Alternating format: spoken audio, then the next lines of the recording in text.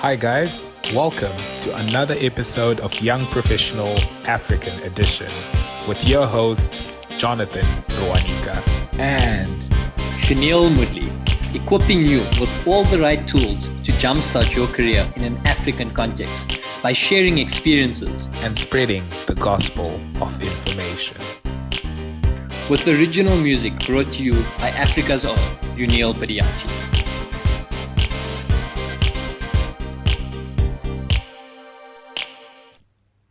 Hi, and welcome to the third episode of the Young Professional African Edition podcast. So I am super excited today because it's a very, very special episode. I have the honor of introducing my permanent co-host, Shaneil Moodley. So even before I allow you to speak, Shaneil, I'm just gonna give the audience a short intro. He's a finance professional who currently works in the management consulting space for a Big Four firm, and he's passionate about technology, digital transformation, and social entrepreneurship. He's a UCT alumni, and during his time there, he started a small t-shirt company catering to the vegan market as well as Feast Must Fall. He's an ex-member of the South African Navy and served some time in Thailand in 2011.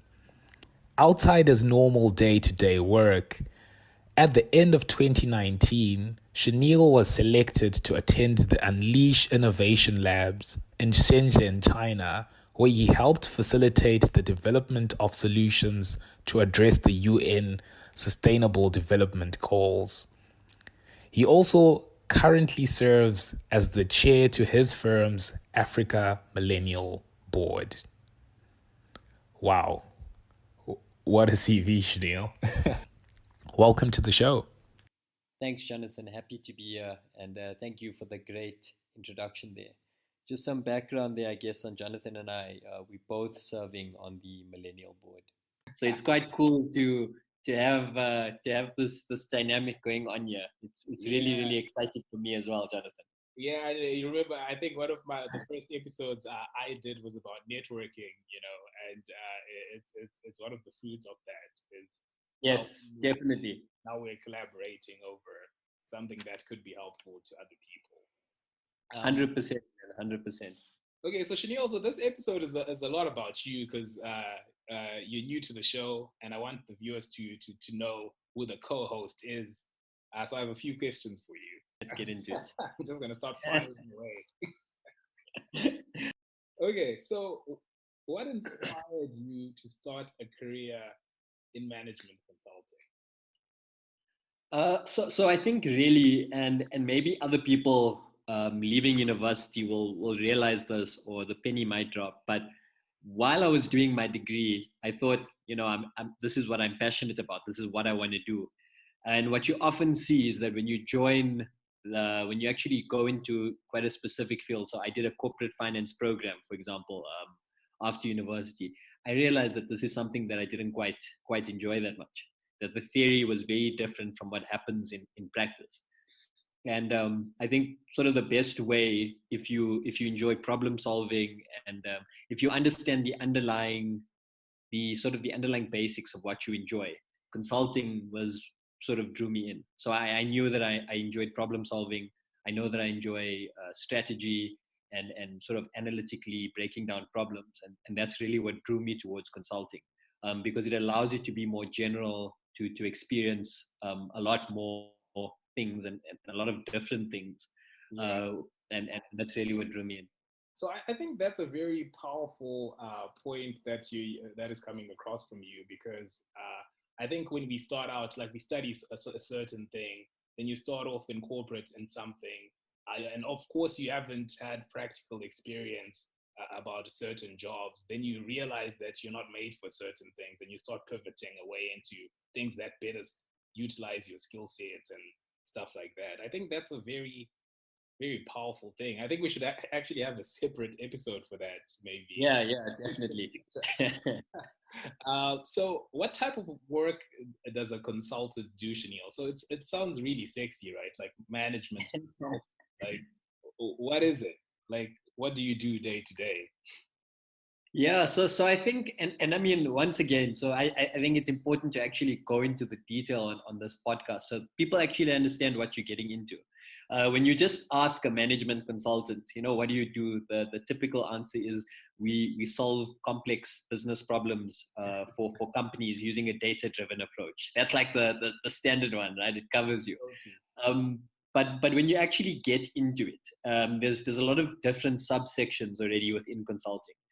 So there's a strategy aspect which really works with your execs and your C-suites, where you start identifying, what's the vision of a particular business? How do we need to change? How do we need to transition? Where I find myself, which is sort of exactly where I want to be and what I love, is the operational side of things. So once a business has decided, if it's a big bank and they've decided that now they want to become or adapt to the digital transformation and 4IR, what we will then do is go in and see how do we, you know, how does this actually look for the business? Where when the rubber hits the road. So how do we successfully transition? What are the change management aspects that we need to look at in terms of people, in terms of technology, in terms of infrastructure? So it's really getting into the nitty gritty of how do we now execute our strategy for this particular business and make it tangible Right. going forward. So maybe a question I'll have for you, is like, let's say I'm just a student that's in university right now, because all that you've told me is very, it's very specific, very detailed. But for someone who doesn't know, who has never worked before, who's just studying, like, how do they know that management consulting is for them? Is there a way of knowing? Because obviously the C-suites and understanding that sort of dynamic that you understand now comes with experience. Yeah, How yeah. do you know when you're So I think, yeah. So the way that I transition is I think you need to understand yourself first. So you need to be able to look at sort of the underlying principles of what stimulates your mind. So when I say that, I mean I know that I enjoy problem solving, and this is something that I've picked up from either being at university or during my first job, wherever it is, you identify this in yourself that, okay, look, I enjoy problem solving. Another thing is, I'm quite good at it, and and this a lot of people might relate. I cannot work on the same thing for too long. I get bored, and I think that's sort of a byproduct maybe of being a millennial. But I do get bored, and then when you start to understand the way you think and what makes you tick, then you can go out and say, well, what careers sort of have these aspects? So you're not really matching yourself to, let's say, a pay, a salary, or a fancy title. What you're doing is you're understanding who you are in terms of core functionality, and you're matching that then in what's offered in the workplace. And I think that's sort of what you should do if you are thinking about going into consulting. If you do enjoy that, um, fast-paced environment, problem solving, not always having a structured answer, and thinking outside the box, then that's something that you could potentially go into. wow, okay, I'm probably gonna learn from this episode too. Yeah, because you're saying very important things like knowing yourself, and then trying to match that with the jobs that are out there, or like disciplines that are out there. But as I Yeah. said, we'll probably have an episode on this. No, we definitely have to. We need to come back to Yeah. this. But okay, before we go deep in the corporate and the stuff that you have done, I know you're from South Africa, but where are you from in South Africa? And how has it been growing up in a young democracy like a South Africa? Sure. Yeah. So I'm actually from Pretoria originally, from a little. It's classified as a township, but it's developed. It's called Lodium. It's like a little Indian township in South Africa. So it's probably where all the Indians are from. It's either there or like Lenasia and Joburg. But if you're from Pretoria, usually from there. And sort of growing up in a young democracy, I think I've been quite lucky because my family have been very active in the past in terms of the apartheid regime. So we were always exposed to that growing up, always being exposed to sort of Pan-African literature, and even outside of that, the martyrs of the world and what they've done for us, Che Guevara's journey in Angola, whoever it is. I've always been exposed to that, I think, because of my upbringing, and that really shaped me. And then I think growing up in a young democracy, the difficult part is you hear about all of these exciting things from like your family about, being principled and doing this and fighting this. And then you're sort of growing up in a young democracy where there's not really a direct fight. We're not out here really protesting an oppressive regime, but there's a lot of issues still. And then it's sort of, how do we unpack this in the context of being young but also needing to focus on your corporate job, or whatever it is. So I think there's a lot of confusion, and it's not as black and white as it was. When that something's bad, when you're growing up in an oppressive regime, it's black and white. We need to make a stand, we need to fight. For a young democracy, it's like you need to assess it more and be reflective and say, like, is this right in just logically? Is this wrong logically? Where do I stand? For one of your points there, I think I call it the corporate dilemma, because you go to university, you study by yourself, you have to focus on this corporate job, you have to deliver every single time. You end up focusing on yourself, and that's how bubbles are created, I think, because individuals we end up not having the capacity to look beyond ourselves. I see you're passionate about social entrepreneurship, and I know that's different from just entrepreneurship. Social entrepreneurship looks to actually have an impact on the communities you're building your business in and stuff like that. So yeah, maybe just to digress for 2 seconds, like, why social entrepreneurship? What's giving you that push? Yeah. So I think it's also important, because when people say social entrepreneurship, automatically you start thinking like an NGO or an NPO, something like that. And that's not what I'm about. And I'm very honest about this. I do want to make money. Like anyone from Africa, men's must eat. So you do want to make money. I just think that um, there's very much an overlap between being honest about making money, but also affecting your community in a positive way. I don't think that the two are mutually exclusive. So when I say that, the way that I see it is, you are part of you're not alone. Whether it's your family, whether it's people, your peers, whoever it is, there's always a community of stakeholders around you.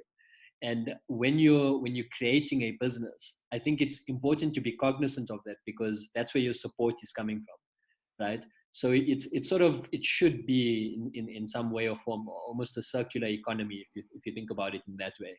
It's, you're trying to create a value add.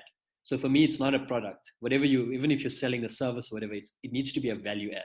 So what value am I giving back to this community? And then what value can my business derive from this community? And how do we then grow the pie for everyone? Okay, so I'm really passionate about this theme of contextualized problem solving. I'm a Yeah. firm believer in the fact that we need more giant African corporates that understand Africa a lot more, and the context that they're operating in. Like, what's your view? Do you think corporates are doing enough? Am I being unfair a little bit in that analysis? Because corporates ultimately are driven by the need to make profits, of course, and other things, but you also need to make money still. But are they doing enough in contextualizing their problem solving in making those profits? Yeah, so I think that's a question I've asked myself as well, and I mean, I don't have the right answer, but sort of my way of thinking about it, at least, is I drew a distinction between um, building a business and running a business. So when you're thinking about the responsibility of corporate, and sort of corporate leadership and those sort of things, that's essentially asking the question, when we're running these huge companies, because that's when you're implementing, like from a CEO perspective or any C-suite individual, how do we run this business in an African context, right? Versus how do we build a business as a young startup in an African context? And I think the two are very different. And I think, just focusing, I guess, on the corporate side, because that's what you were asking about, are we doing enough? The answer, I think, is no for me, in terms of contextualizing it from a corporate perspective. But I don't all necessarily think it's our fault. I just thought about this in a bit more detail. And if you go and you have a look at a lot of these corporates, huge corporates, they're run by CEOs who are usually from the continent, but they went and got their education at your Harvard universities, at your Oxford universities, which is great, right? But you're almost colonizing your mind when you go there. If you think about something as silly as a McDonald's, if you go to Harvard University and there's a McDonald's outside there, aside from the education you're getting, every once a week, let's say you're getting a McDonald's burger. When you come back home to South Africa, you're going to then say, oh, I had this really good burger. It was McDonald's in America. Let me open up a few franchises here. And what have you done now? You've duplicated the experience from America into South Africa. You've started to creating pockets of thought and taste or whatever it is within your own country that's not from there. And I think the ideas work the same way. The ideas that you're exposed to when you go to Harvard and all of that, it's in the context of the Western world. Yeah. So I think we need to, establish a stronger network of maybe educational institutions. I'm not sure what the answer is, but that's really my thought, I guess, on what corporate's doing. On maybe to add on your thoughts there, like I do believe that there is value, obviously you probably do as well, that there's some value in going like abroad and learning from other economies and stuff like that. But a side effect of that is that when you do create these companies, they sort of have the incorrect identity. Because I sometimes joke with friends and go like, sometimes when you're in Sandton, you can feel like you're in Wall Street. It doesn't even feel much different. But is that correct? Because you're in Africa now. It should be different, right? But yeah, I think those are deeper nuances, and for sure, I think I hope we have an episode that delves into that. In the future. Oh, definitely. I'm writing it down, Shaneil. We're not gonna forget this one. Yeah. Yeah, I'm making notes here. I've got my notepad. I'm making some notes for us here. Okay, so just continuing on just learning more about you, Shaneil. You served your country. You served for the South African Navy. That's something. You're literally the only person that I know, or in my circle, that has served his country. What influenced that decision to serve your country when you did? Yeah, so I think for me there's two parts to that. There's obviously the greater social aspect, and like I said, that's a lot to do with my family. Growing up with my family, it's always been about understanding what they've done in the past or what South Africa's done in the past against this regime, the oppressive regime, etc., etc.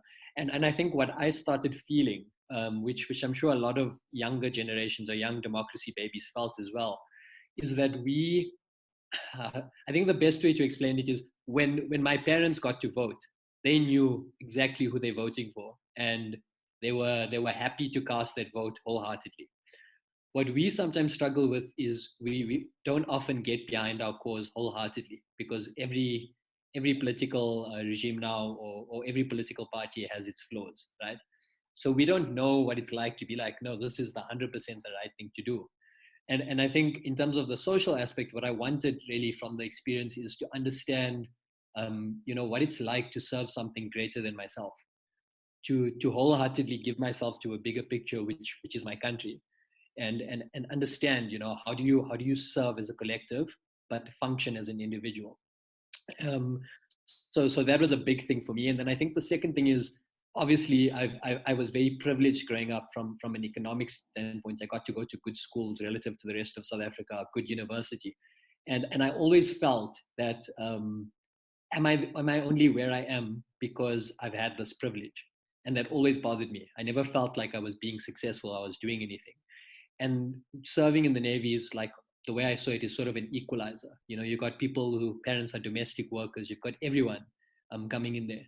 And I told myself, if I'm able to still function here and learn alongside everyone else, then I know, like, what, actually you are showing your worth, and you're working hard at something.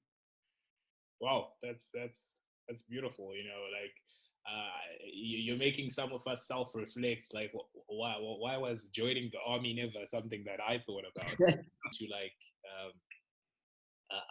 digest that? Because I think you said a lot of really interesting things there.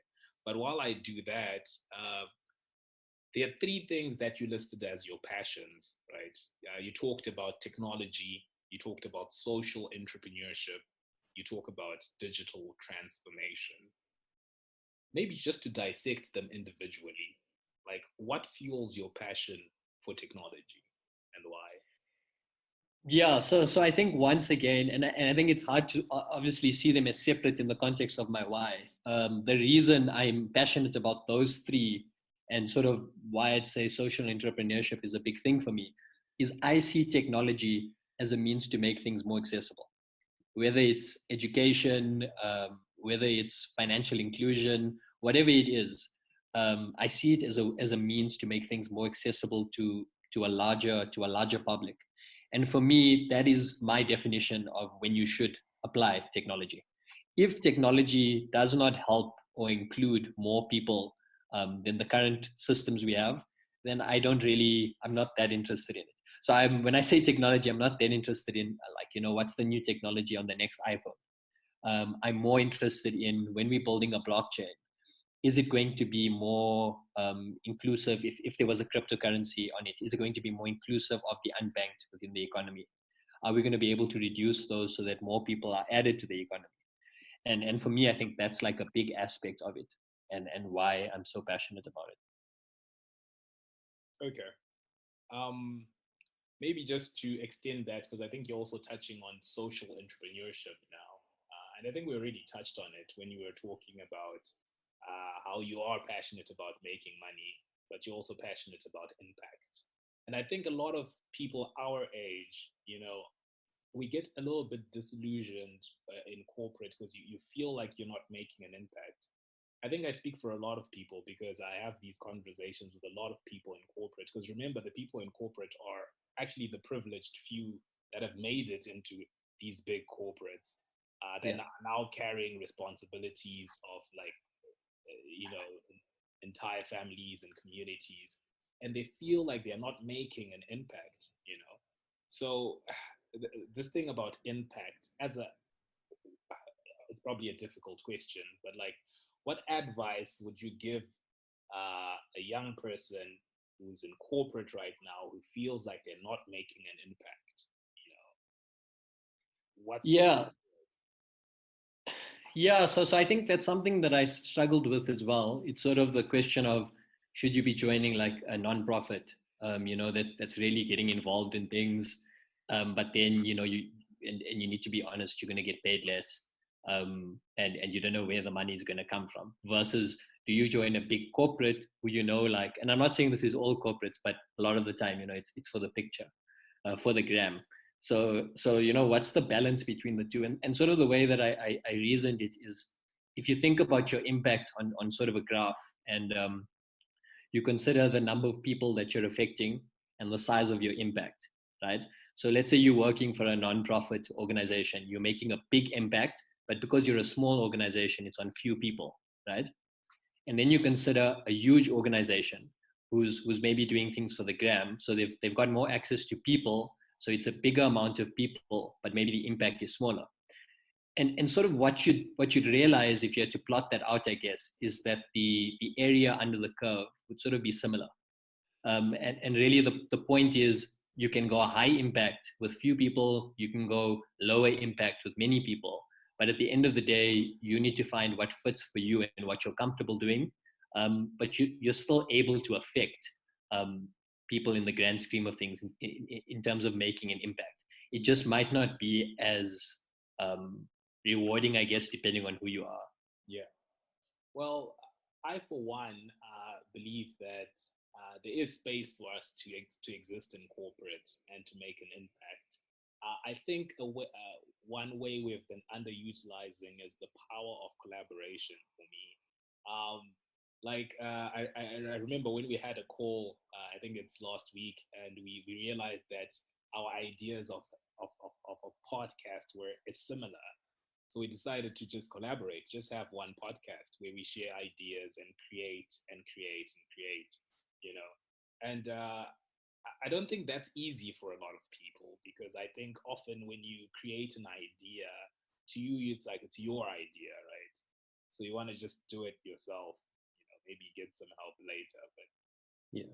People don't collaborate enough, I think. Why is that? Well, why do you think collaboration is low? Yeah, so I think it comes to the point of, and if I'm being honest, it's going to boil down to an ego thing. That's what I believe. I think it is. So sort of if you have an idea, you want people to know that it's yours, especially if it's a good idea. And you want to sort of build that brand association with yourself. And I think where we need to sort of move away from is, and I think we had the same discussion last week, is the idea should be more important than the people attached to it. So it needs to be, or sort of that's the view that you should have if you are a collaborator. You need to have the view that you're building something, and it's you need others to interact with it. And I think this is, even if you look at some of the biggest corporates in the world, the power of collaboration. So there's something called, I think it's Joy's law, and really this shows that the smartest people in your organization sit outside your organization. So how do you include them into your business model? And that shows the power of collaboration. So if you look at Google, for example, Google's power sits in the people who are using its search engine. If you weren't using its search engine, it wouldn't be a useful tool. Another tool would be more useful. So then you need to understand, like, and all of these businesses, Airbnb, a lot of the big tech businesses, all of these people who are collaborating are also customers, and they sit outside your own business. So conceptually, your ideas should be the same. In order to improve your idea, in order to utilize your idea to the best of its ability, you need to understand that you need the people outside of your idea as well to come in and build on it. Another food for thought. I think. I think we are touching on a lot of things that require us to delve deeper at some point. Yeah. So, with regards to this podcast, what will characterize success for you? What will be success in terms of this podcast for you? Yeah, so that's a good one, and I think, when you think about success, for me, especially with something that I'm passionate about, I'm not going to really see it from a monetary perspective. The way that I see it, I don't even know if it could be measured, but what I'd like is that other graduates, and other young professionals, it would mean a lot now if I see them, at some point along the journey. And I think if one person had to approach me and say, I made a decision because I was informed by this podcast, I would count myself as successful. So I think it's really that information symmetry, providing insights from the inside of corporate to the outside, to young graduates or young professionals or whoever else it is. So I just think if we can help somebody make a more informed decision around Africa and around navigating the space, for me that's successful. I'd like to hear your thoughts on that as well. I think, Jonathan, sort of how do you see it? Yeah, for me, like it's something that I ponder on a lot. For example, people that are at Harvard right now, and you went to UCT, great institutions. Technically, when we talk about exams and academic knowledge, you're probably at par. You're the same people. Like you, Yeah. there's nothing they're doing at Harvard that is insanely different. But when Mm. it comes to like game changers in the world, it tends to be the Harvards and the Oxfords and and universities like that. Because for me, it comes down to access to information. We already know university doesn't teach us personal finances, doesn't teach us all the important things in life, aren't really Yeah. actually taught in university. So where are they taught? They're taught in social circles, mentors, individuals that take an interest in you and just give you advice from time to time. And it doesn't have to be crazy groundbreaking advice. It can be just simply how to handle a difficult manager. you know Jonathan has, I have had maybe 3 years experience in corporate now, so maybe I have a little bit more to share about maybe how to handle situations like that. Even the small things require someone to just give you some advice. And I hope this podcast, for me, success would be people that don't have those type of people in their lives who give them that sort of advice for us to be those people, whether through us or through inviting guests that have more experience than us. I hope we spread the gospel of information. I love that phrase, the gospel of information.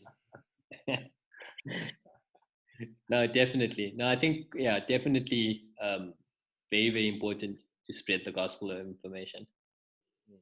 For the final part of the show, we're just going to be looking at the comments of people leaving on our different pages on Instagram, on Twitter.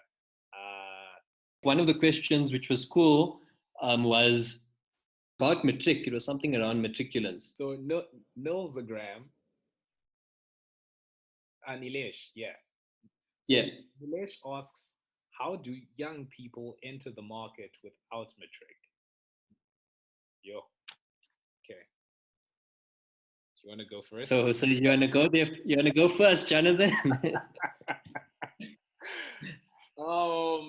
So for me, it's very difficult, because most things require matric. We probably need to research on this, Shaneil, a little bit more. But my advice will probably be the technical skills. But to get into technical colleges, you still need matric as well. But don't you think that then brings up a more important question, which for me is again a Western idea versus something that's continental. For instance, if you're going to work at Toys R Us, the requirement is still that you need a matric certificate. Why are we in a country with 30% plus unemployment creating a barrier to entry for work in which matric does not necessarily the skill sets doesn't correlate to the job? So in order to pack shelves in Toys R Us, why do you need a matric? And given the context that we already know that university and actual practical work, there's already a disconnect. So we're using something that's already disconnected from like the actual real world 100%. As a metric of people entering the job market. Yeah. So I think I don't have a question, an answer like directly for that question. But for me, it's the more important question is, why is this our metric? Why are we trying to assess the same way that the Western sets their metrics?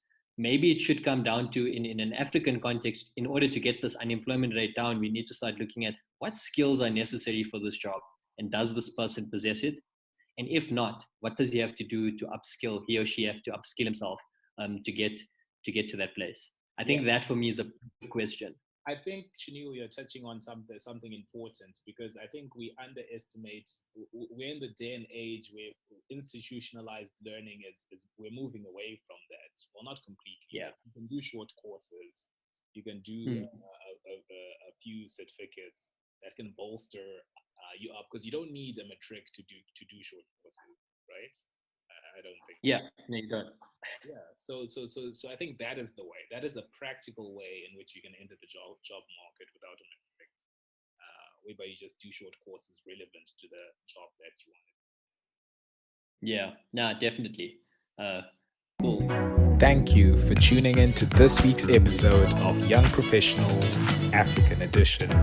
If you haven't already, please subscribe to the show on Apple Music, Spotify, or whatever platform that you use to listen to podcasts. And if you enjoyed the show, give us a like and a follow. Find us on Twitter and Instagram at YP_Africa. That's YP_Africa. And if you've missed an episode, don't stress. You can catch up on our YouTube channel, YP_Africa. Like and subscribe, guys. Like and subscribe. That's it from us, guys. See you next week.